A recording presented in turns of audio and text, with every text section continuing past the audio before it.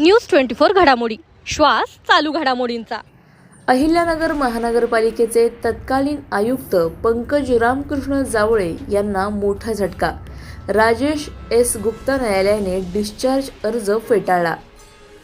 अहिल्यानगर महानगरपालिकेचे तत्कालीन आयुक्त पंकज जावळे यांना एसीबी प्रकरणात मोठा न्यायालयीन धक्का बसला आहे।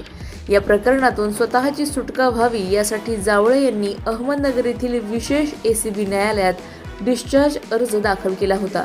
मात्र विशेष न्यायाधीश राजेश एस गुप्ता यांच्या न्यायालयाने हा अर्ज फेटाळून लावला आहे। बांधकाम परवानगी संदर्भात कथित लाच मागणी प्रकरणातील कागदपत्रे, तपासातील पुरावे आणि इतर नोंदींचा विचार करता आरोपी विरुद्ध प्रथमदर्शनी खटला चालवण्यास पुरेसा आधार असल्याचे न्यायालयाने नमूद केल्याची माहिती समोर येत आहे।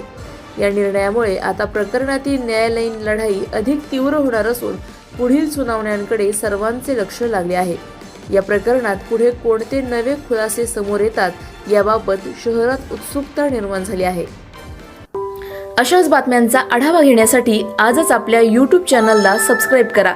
बातमी आवडल्यास लाईक करा आणि इतरांपर्यंत शेअर करा।